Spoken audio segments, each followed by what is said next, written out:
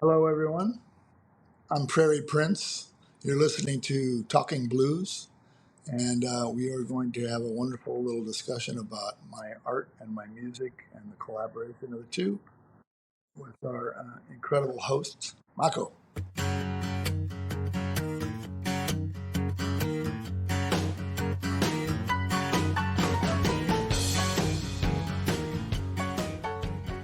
So I was surprised in doing research. I was the first thing that surprised me was your name is not a stage name.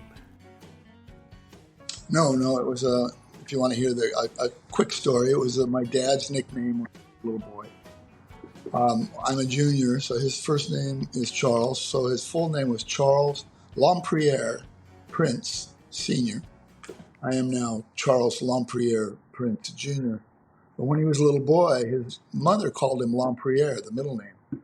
And he had a nanny that took care of him. I took care of all the kids. I guess they had a bunch of kids in the family, and he was one of the smallest ones. And this guy, he was an old African American guy that took care of the kids, and he named my dad Prairie because he didn't quite understand or he just didn't like the name Lompriere. He wanted to call him Prairie. So that's where the name came from. And when I was born, I got stuck with Prairie, even though my full legal name is Charles Lompriere Prince Jr. I got stuck with Prairie, and I'm glad I have it now. But it was a little bit rough growing up, being Prairie Prince, Fairy Princess, that kind of thing. I just wanted to be named Mike or Bob or Well, Mako. you wouldn't want Mako, I can tell you that. Um, you But so I've been Fairy Prince my whole life, and I'm glad it stands out as a pretty unique name. I've actually been uh, several women that I've known over the years have named their kids Prairie. One or two of them were boys, and one or two were girls, actually. wow. And then a couple of friends named their dogs after me, Prairie dogs. So I got that going. So your dad, I think, played the drums. I think he was a musician. Not really, not really. He started to play maybe like a snare drum or something. He played in he used to play for silent movies with a piano player, and he would just tap on a little old drum. I think it was like an old marching drum or something like that. He never really took it much farther than that, but he always was a great dancer, and he always loved music, and it was inspired me from day one to be, you know, I picked up his rhythm for sure. How did you? So is it natural to think that you got the drums from your dad? Is that how you got into drumming? I imagine. I mean, I also had two older sisters that were enough older than me that I was really young when they started listening to rock and roll back in the 50s. And so I was 6, 7. They were, 15, 16 years old, and they were just starting to play all that, Elvis Presley and rhythm and blues, all that rhythm and blues. So that was in the house. One of my sisters got me some bongos when I was little, and so that was my first drum that I actually started playing on when I was 6, I think, 6 years old. Which And I just built from. I just always wanted to be a drummer. which came first though? Your love of being a drummer or being an artist? Well, I got to say that. So I've seen some of my early drawings, and I think I was doing both pretty much at the same time. I was scribbling on the walls and I was beating on the washing machine when I was three or four. And then by the time I was 6, I got an actual pair of bongos, and I started doing like a little neighborhood newspaper, doing illustrations of dinosaurs for with my best friend for our little neighborhood newspaper. So I was just always in. My mother was into art. She was an art historian, and she dabbled in amateur painting and things like that. But she knew a lot about art, and so she took me to art museums when I was young, and really encouraged me to learn about the history of art. Do you remember when art really connected with you? Like when you thought, well, maybe this is something I want to pursue? Let's see. Well, I think it was probably when I saw my friend painted flames on the heads of my bongos, my sister's boyfriend, and I said I want to be able to paint flames like that guy. So that was I was like 6 or 7 years old. But yeah, before and then I started getting into that kind of thing. My mom was drawing and stuff, and so I would draw along with her. So it was really early when I was started to get really interested in it. Finger paint and all that stuff, body paint. I used to paint my body with watercolors and stuff when I was a little kid and growing up in Phoenix, Arizona. It's kind of crazy that many years later, I mean, let's say you got inspired by the idea of drawing the drawing on your bongo, and then many years later, you do drawings for Yamaha drums and do customized artwork on drums. Painting, yeah, for sure, yeah. Now the drum head, I painted many drum heads. I suppose that was the next thing. Like, see, these were the heads of the bongo, so I had, I painted the drum heads on my first bass drum, and continued from there. I've been painting bass drum heads for years for different bands, Journey, all kinds of different people over the years. And then I started to paint the actual drums themselves. Yamaha started to commission me to do full drum kits for them, to put on display at some of their showrooms and different clients that they had, different endorsers that used Yamaha would call out for a specialty and a custom paint job, and they'd call me and I'd do it. I'm working on one right now, a Craviotto drum set, snare drum I'm working on right now. But it's Johnny Craviotto drum set. They're a beautiful company down in Santa Cruz, based in Santa Cruz.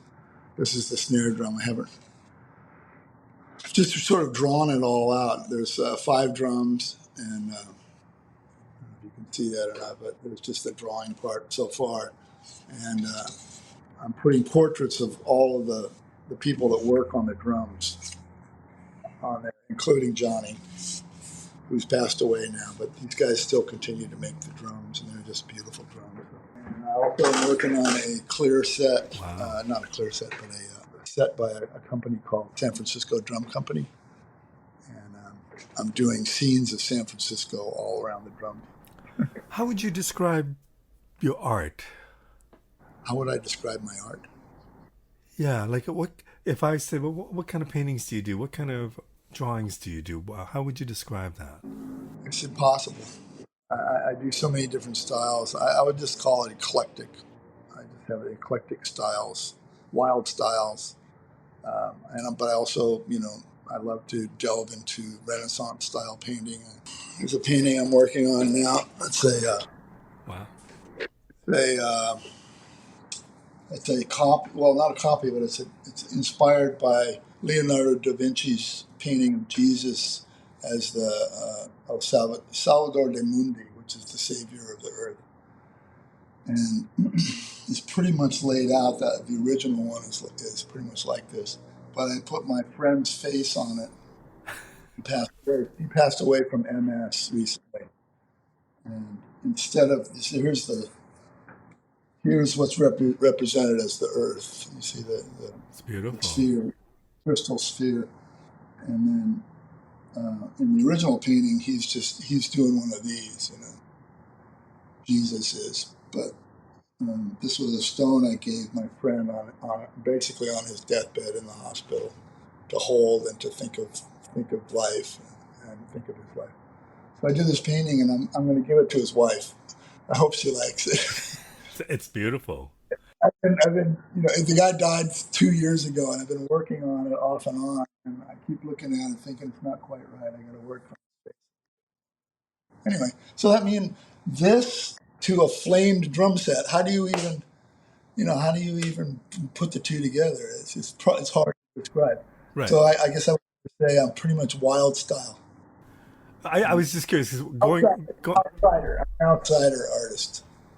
well, when I go on your website and look at the different types of things you do, it is all over the place. But I just wondered if you had a description for what you do. I would just say it's the love of art, the love of music, combined with painting and sculpting, viewing nature. I love nature. I love people. I love portraits. I love anatomy. I love wild style. I love hot rod custom stuff, and it engulfs my world. Is there anything that you can't draw? Like in your mind, if you said, I want to do something, I want to draw something, can you always do that? I can always try. Yeah, and I do. I always try, and a lot of times I fail. But keep working on stuff. Practice drawing. I mean, if you draw in a sketchbook at least 2 or 3 times a week, or 2 or 3 times a day, you're going to get better at something, depending on what you're working on. Some people just do color fields, and they finally find the right color. You know. I'm working on an album right now, but you can talk about that later. It's all about colors and passions. This is your own musical album? Oh, Yeah. okay. Yeah, let's talk about that. But I'm curious as to, let's say you in your late teens, you're already into music heavily, you're also into your art heavily. You go to the Art Institute in San Francisco, or you get accepted later on into that. Before that, what were your goals? Like, were you hoping to be a musician? Were you hoping to be an artist? Were you hoping to be both, like you turned out? Yeah, I've always wanted to be a Renaissance man. That's what they called people like that. And I guess it was invented. The artists were the musicians of the day. They were both, and they were the philosophers. They were everything. I mean, guys back then weren't. They were leading. They were leading the charge. They weren't following people for the most part. And I think that someone that wants to grab onto all kinds of different fields in their with their personality of their personality and grab onto them and learn as little or as much as they can about each one of these uh, things that encompass their being. I think that's really important, and I've always wanted to do that. Yeah, I couldn't put down a paintbrush and pick up a drumstick without doing the opposite. But could you have, I mean, I would imagine you've done quite well in the world of art based on the murals that you've done and the different things that you've been working on. And obviously in the music world, you have done quite well. Could you have imagined that kind of success? And maybe success isn't the right word for it, but a certain level of success that you've achieved. Could you have imagined that that would have been a reality for you back then? I always imagined that I would, succeed in something. I wasn't sure if it was going to be music or art, but I wasn't interested in much of anything else, like politics or, I mean, medicine or any other one of the fields I could have chosen. Originally, I kind of wanted to be a doctor to follow in my grandfather's footsteps, and I started really enjoying drawing the human body. And then I decided I'd rather draw it and paint it than actually dissect it. So I made that decision at least early, before I went to art school. And I don't know. I've always done both, and I've always enjoyed doing both. I don't know how successful I am as an artist. I'm successful in my own mind, and I have a fan base that who really are they're my sponsors, my fans. I do work for my fans, I play music for them. And I couldn't do it without my fans. I think so. I got to have a big shout out to all the fans, music and art fans that I have around the world for supporting me. And I don't have a gallery per se. I have a lot of friends that have art shows and stuff, and I've collaborated with some few people, with some different interesting artists and stuff over the years. But I would say I'm probably a little more successful, just maybe a little more worldwide, uh, widely known for my music than my art, probably. But I'm still young. Some of my favorite artists are in their 90s now, so and they're still working. Well, Anyway, what I thought was really neat was the fact that when you lived in Arizona and then you got accepted into the San Francisco Art Institute, uh-huh. that the band followed you. Like the whole band kind of moved with you. So obviously Yeah, they believed in your ability in the world of art and also your ability as a musician enough so that they followed you to San Francisco. right. Yeah. Well, we were all living together, off and on from high school to the next phase. It was a kind of a couple year period after we, Roger and, for example, Roger and Bill Spooner and Rick and those guys and Fee were a couple years ahead of me. And so they had already, started junior college or something in Phoenix when I graduated high school. And so and nobody really had, had anything they were very interested in other than music. All people I was hanging out with.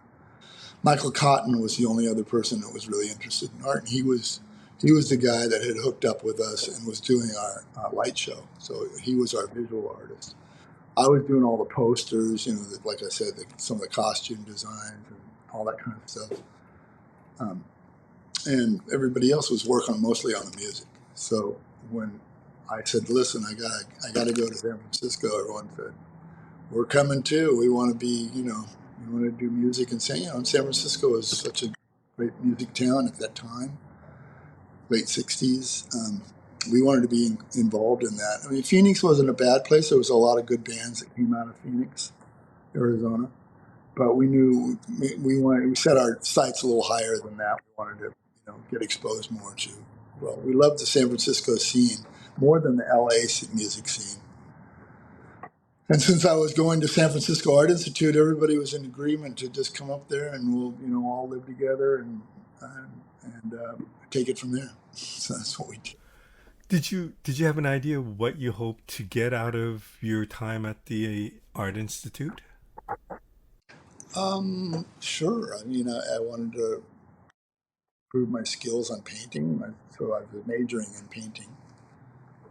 There was lots of other things offered, like sculpture and filmmaking and photography, humanities. There's lots of different things that were offered there, but I took the painting course and had the head of the painting department was my teacher for 4 years, and I think I learned a lot from him. He was sort of an abstract.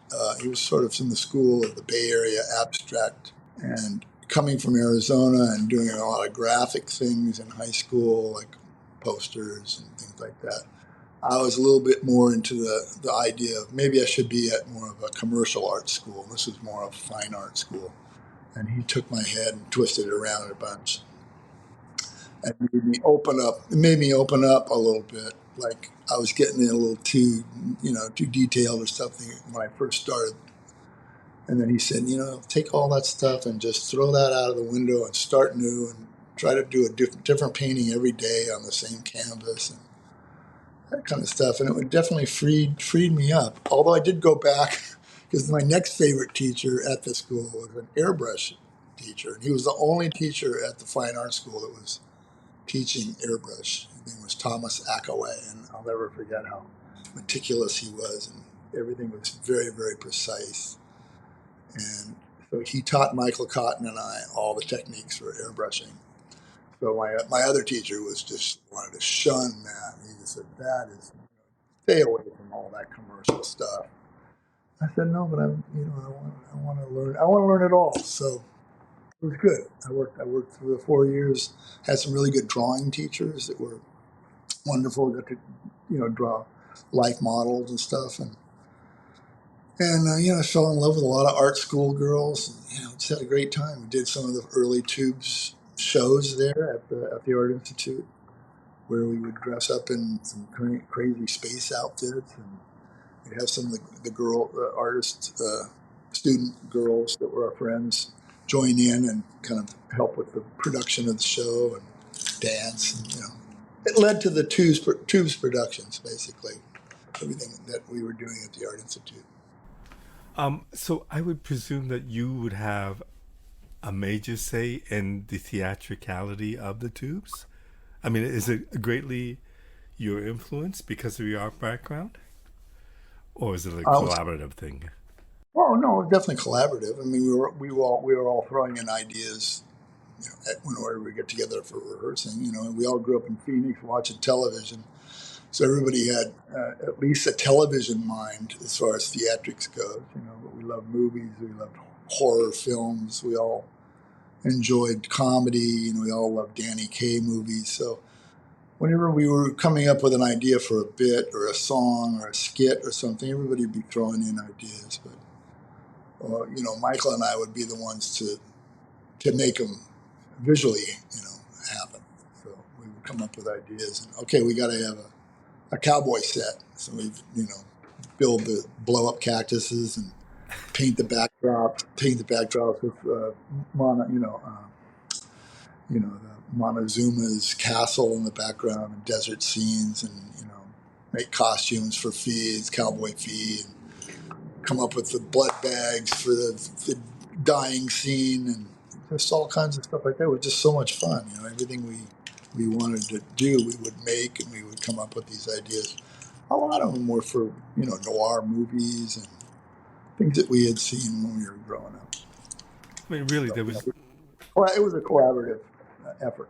Everything, all the music and the productions were all very collaborative. And then we met Kenny Ortega, who was super showbiz, and then he made all the choreography happen, and had some great ideas, from the get go. do you think? I mean, as I said, I saw that first tour, and there was nothing like it. Like, there were people like Alice Cooper who also came from Arizona, but it wasn't like a different set every song, or I mean, it was a pretty elaborate theatrical presentation that you guys did. Do you think that And it was worked? all on she's budget. We never had it much. It was all like my dad has a working shop in the back. We've got some extra plywood we can make the set out of. It was kind of like that. Never really had much. I mean, we did have the record company A&M. They did put some money behind our tours, and helped us with some of the production budget. But for the most part, we didn't have that much money to, not like, well, especially not like today. But I mean, even the stuff that Alice Cooper was doing, just more elaborate, probably more expensive than the stuff that we came up with. Right. Um, but at the same time, or even before, you were starting to do some studio gigs, and I don't know how that happened. Like you were on Nicky Hopkins' first album, playing with some major heavyweights. Tell me, how did that happen? It was a shock. It was just a fluke.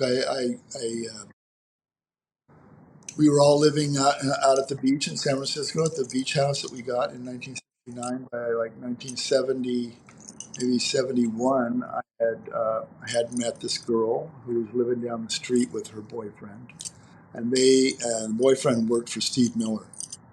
We knew them, and we started talking with them. We knew Steve Miller's roadies and things like that, and uh, her name was Linda Hunt, and we were pretty good friends. And then that was about it. After maybe a year, I heard from her, and she goes, "Well, I met Nicky Hopkins in Mill Valley. He's working with with Quicksilver Messenger Service, and he's looking to put a band together, and he's got a record deal. He's been working with the Rolling Stones and the Who and the Beatles and stuff. But he's looking for a band, and I remember that you were a great drummer, and do you want to go to England?" So I just said, "Okay." The Tubes were like, "Wait a second." But the Tubes said, but we also at that time we had another drummer. So we were a Right. two drummer band at the time. And I said, "Well, let Bob," his name was Bob McIntosh, who later sadly passed away from cancer at a very young age. But he said, "Well, it's okay. You can go do this thing. It sounds like a great opportunity. I'll handle the drum chair while you're gone." So I went to England and then lived at Nicky's house. We recorded at Apple Studios. He had George Harrison, Mick Taylor, Klaus Vormann, Ray Cooper, um, um, a bunch of other big guys that came in, but that was the main core band to do his solo record. And I was, I was only 21 or 22 years old at the time. So I was in shock. I had to hang out there with Mick Jagger, and I met Ringo at the Apple Studios, and then was playing drums with George Harrison. So I was like, I can't believe this. And when I went back home, back to the Tubes, it was like, well, I'm glad to be back with them. I love them. So it continued on. And then there's, other things happened, different sessions and stuff, but I'll let you ask me about those. Nicky Hopkins, did you ever actually audition, or was it based on the say of this friend? No, no. In fact, it was funny. He just, as I recall, it's a long time ago. I don't quite remember exactly how it happened. I know he bought me a set of drums. He goes, "Well, you'll need an instrument." And I said, "Well, yeah, I got my eye on this one over in Oakland. It was one of those acrylite drum sets. They were one of the first clear plastic sets, and I was like, all into the visual thing at that point. I didn't care what they sounded like; they looked great. So he bought me a full set of those drums. I shipped them to England and put them together in the recording studio and recorded that record on those drums, and then came back and played them with the Tubes for a bunch of years. On our first tour, our truck went under a low overpass in Chicago and broke about half of the drums. They smashed the drums. Apparently, were on the top of the truck. So those drums didn't last. But, Well, he obviously liked you because he did have you on the second album as well, did he not? that's true. So then after that record came out, and it was, not heralded as such a great success, but he had probably a 2-record deal or maybe a 3-record deal with Columbia.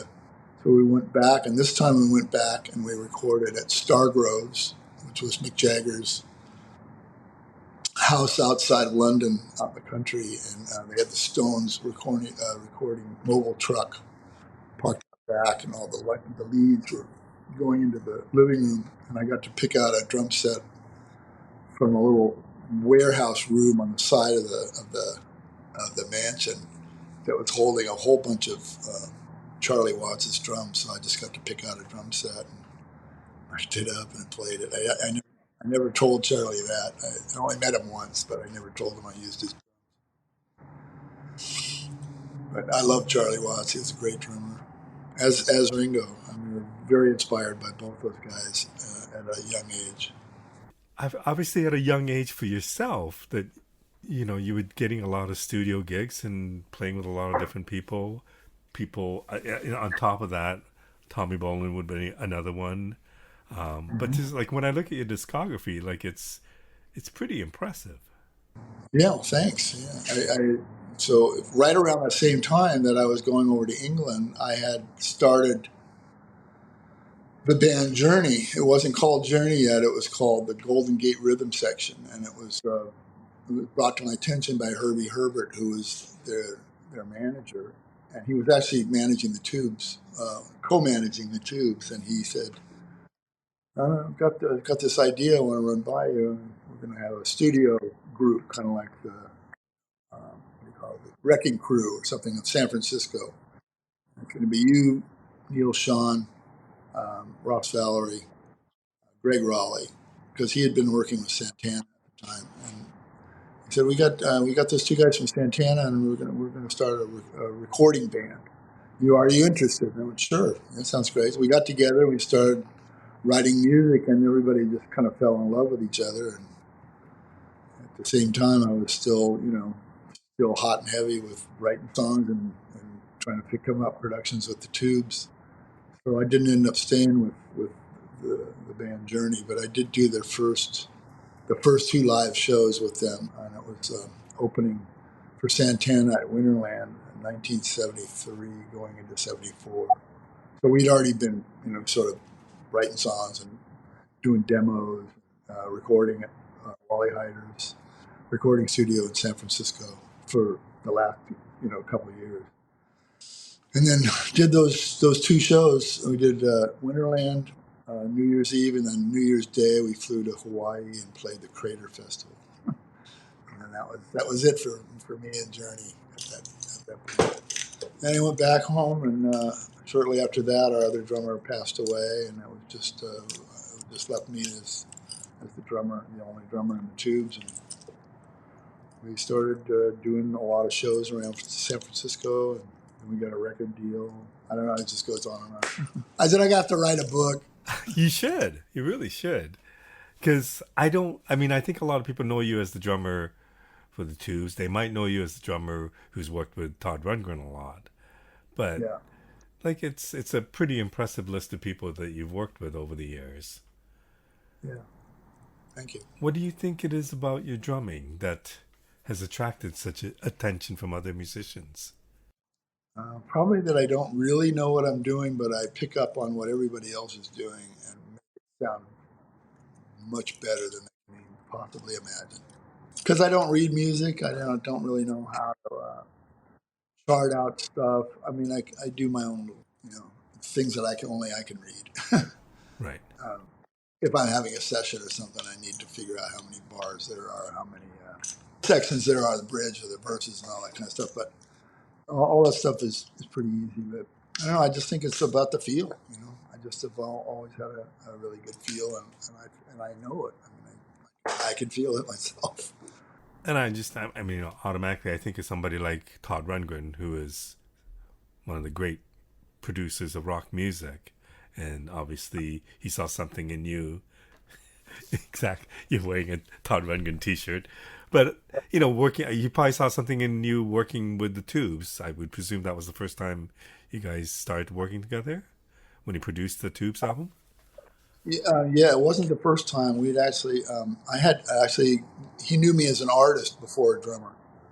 I painted some of his stage outfits in the early '70s. I knew his costume designer, his dresser, a guy named Nicky Nichols, and they came to town one day, and he goes, "Todd's got a big photo session in a couple of days. Can you paint this outfit for him and just make some crazy?" Because I was kind of just starting to airbrush a lot. And my friend Nicky saw that stuff, and he goes, "Oh, you got to paint some stuff for Todd." So I did. I did, and he loved the stuff. Didn't get to meet him at that point, but I saw the show, and I saw him wearing the stuff that I painted.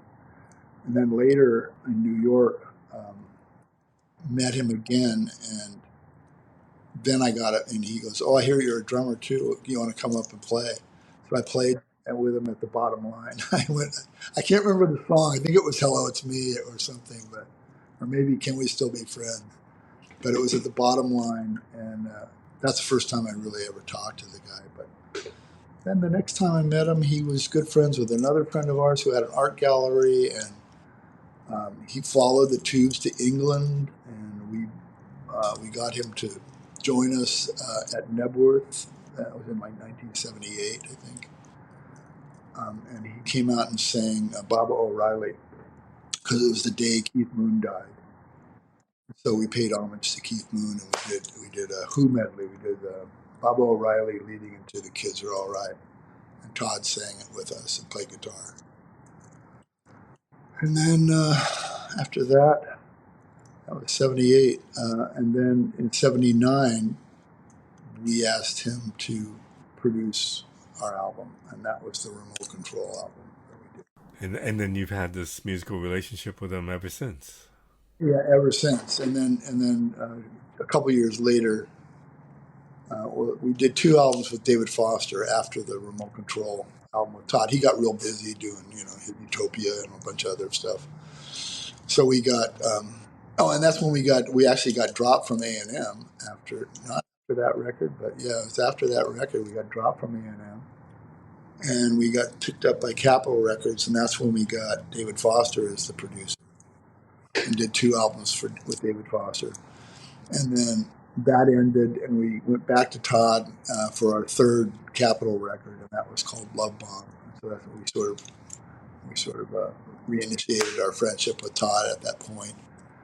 And then he, shortly after that, that was in like 84, 85, and then in 86, he got the job to produce XTC's album. And so he asked me to play on that, so I started working with him. And where is your art at this point? What are you doing with your art other than some musical things?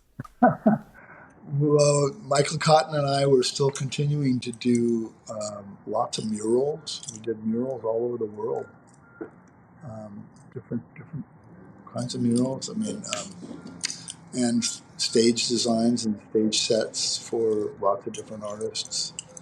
I would have to look at. I mean, I would have to look at my own website right now to put it all in perspective chronologically and as far as the dates and stuff. But yeah, we were hard working and hardly ever found time to breathe. We were doing from one thing to the next, touring and building stage sets and designing stuff for lots of different people.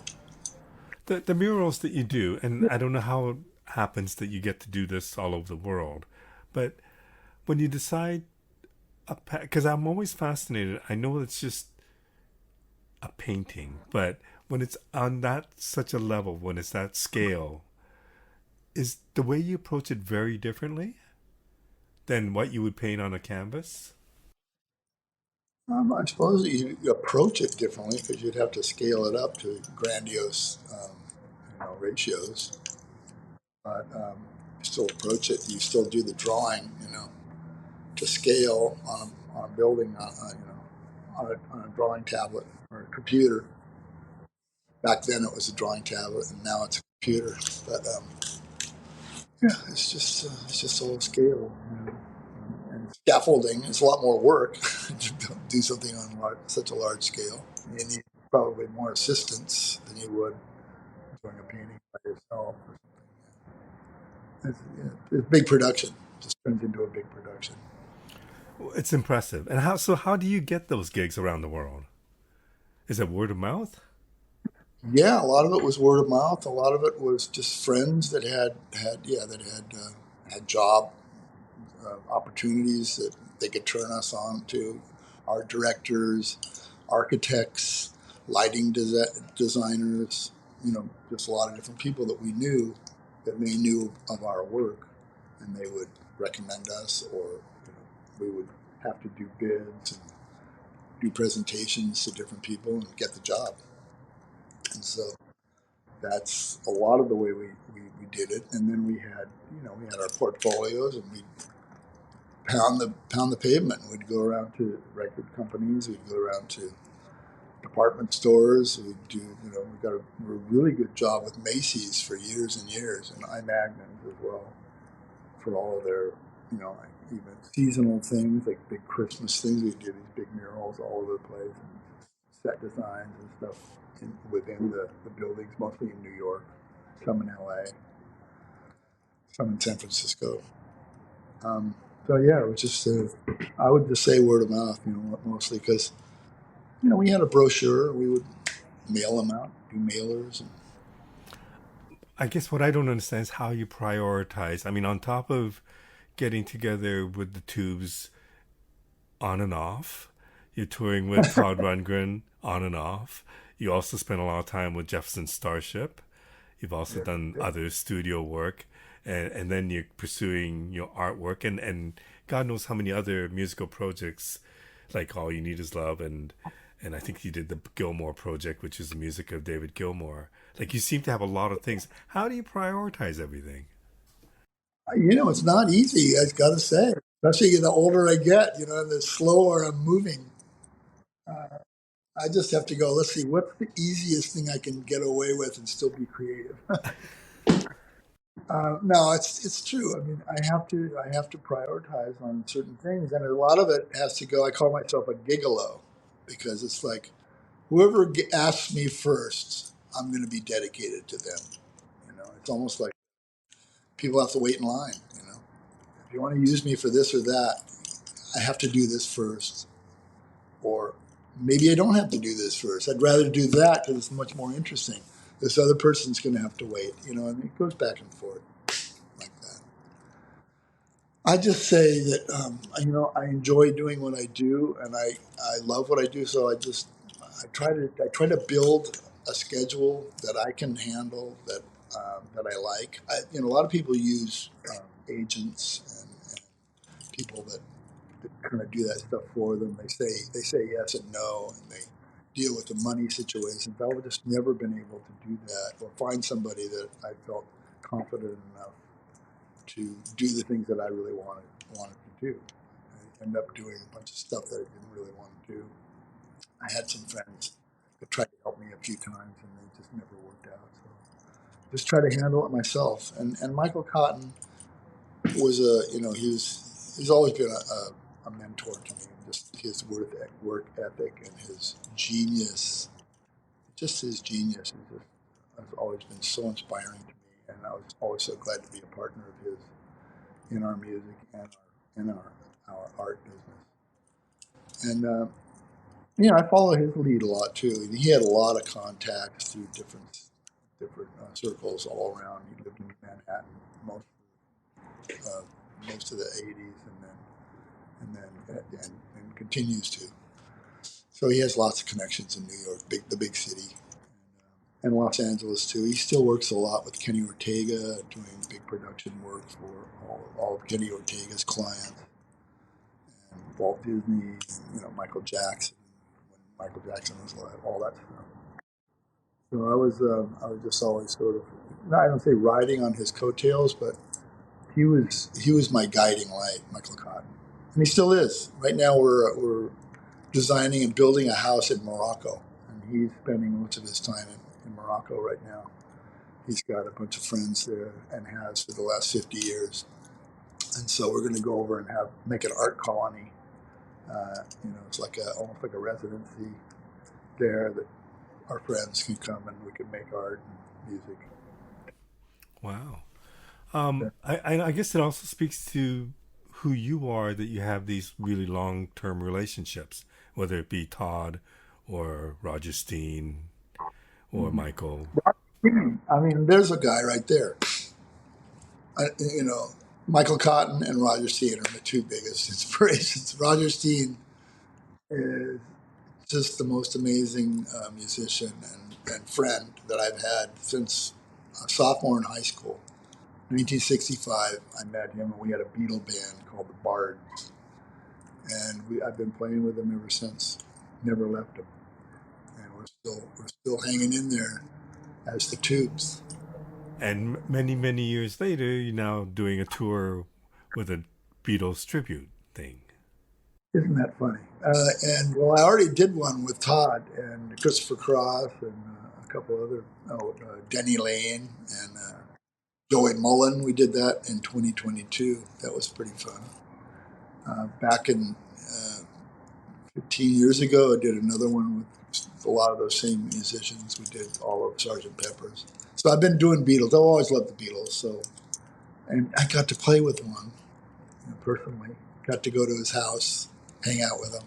We stayed in his apartment for 2 months in Mayfair. George Harrison, I'm talking Yeah. about. He wasn't there, but I got the vibes. The guy, swarming around me when I was sleeping in one of his bedrooms. So, yeah, it's amazing. So, yeah, I have a couple tribute bands. It's the same guy that put together the version of the Starship that I played in for 18 years, named Michael Gaiman, and he is an entrepreneur, booking agent, manager type that puts together these groups of eclectic kind of groups of musicians, and started with the Jefferson Starship using Jack Cassidy, um, Paul Kantner, and Marty Ballin as the three members that were originally in those bands, and then adding some other people, including me. And then in the later years, he had a Pink Floyd tribute band called Blue Floyd. I got to play with that in that, and now this is the newest version of that kind of an idea. It's not really, he doesn't call it a tribute band exactly, but he calls it I don't know what he calls it. Yeah, exploring the music of Pink Floyd is what it is. So it's kind of musicians that sort of like to break out of the mold of just being a copy band, and take the music and take it in different directions and stuff like that. I think that's what this Beatle thing is going to be. We've only done one rehearsal. We are supposed to do another week of rehearsal before that tour starts, and I think we're just going to see where it takes us. We all are big Beatle fans. We have a list of at least 35, 40 songs that we're choosing from. And the thing is, it's going to be the idea of the Beatles coming to America. It will be their 60th anniversary of that, 1964, 60th anniversary of Beatles coming to America. And if I'm not So that's what, mistaken, that was around the time you got your first full drum kit. that was close to the time, yes, 64. I was building the drum set. Yeah, I got the snare drum first, then I got a bass drum. You know, it's like mowing yards, trying to save up the money to go to the drum store and get one more piece for that drum set. I got a hi hat, and that drum set was too mishmash, so I bought a full kit of all the same matching drums, 65, 66 maybe, and goes on from there. And then I got endorsed by Yamaha in the early 70s, and I've been playing Yamaha drums ever since. There's my little endorsement for the product. Thank you, Yamaha. I probably need to wrap this up, but like, can we finish off with this album that you're working on with about Yes, colors? Tell me yes, what, yes. how did it start? What's it called? When will it be out? Well, when will it be out is a good question. I don't think we might have to do another one of these podcasts for when that comes out. I am shooting for it to come out next year. I've been working on it for 10 years, but the idea came to me from my sister, who was 10 years older than me. She hit the beatnik era when I was 7 or 8, and she started playing the music of Ken Nordine, who was a spoken word artist from Chicago.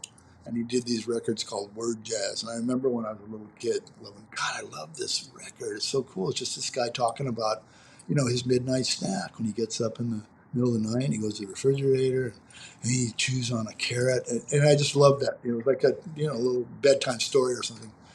And so he came out with a record called Colors in like maybe 63, 62, something like that, which I never heard. I always heard his other records, but I had never heard that before.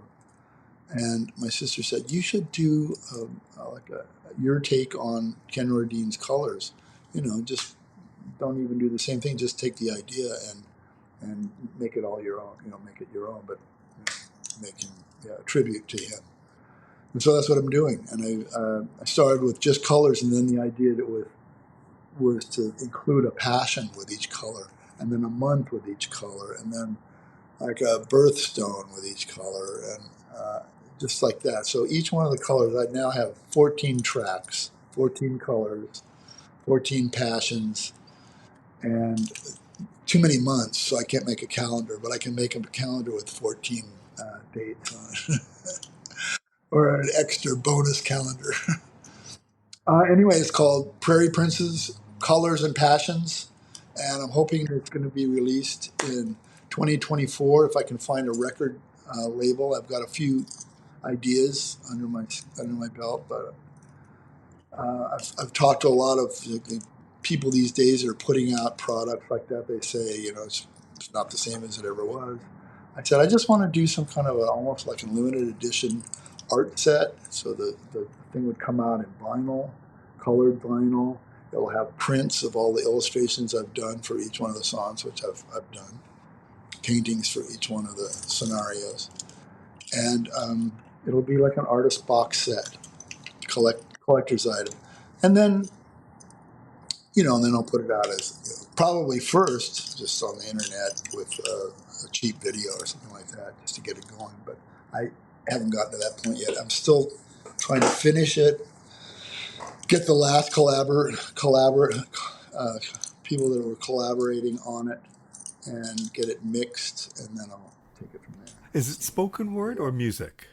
It's spoken word, and each one of the tracks is dominated by a certain percussion instrument. Like Green is mostly conga drums. I do play trap drums along with it at a certain point, but it's each one of them kind of as a theme sort of starts with a different percussion instrument. and and then I start talking about the color, the passion. I got background singers singing on it. I can't sing very well, so I heard some background singers. So there's a lot of music, and then a lot of people playing, a wild guitar. I got Buckethead on there. I just got a Hugh Cornwell from the Stranglers. I got Todd Rundgren on it. I've got all the Tubes on it. I've got just Starship members on it. It goes on, and it's been like this work in progress for at least 10 years now. Of actually starting it. The idea came 20 years ago. My sister's still waiting for it to come out. She's a great supporter of mine. My sister Leslie, and I'm dedicating it all to her. Well, it sounds like a great project. Yeah. As I said, I had an idea of who you were based on my connection with your music, but in doing this research, I'm quite impressed at the music that you've done over the years and the people you've worked with over the years, in addition to the great art that you've done. Well, thank you so much for sharing that with me. So much. Go on. I appreciate you. And maybe we'll catch you up in Canada. Well, I'll definitely check that out. All right. Thank you very much.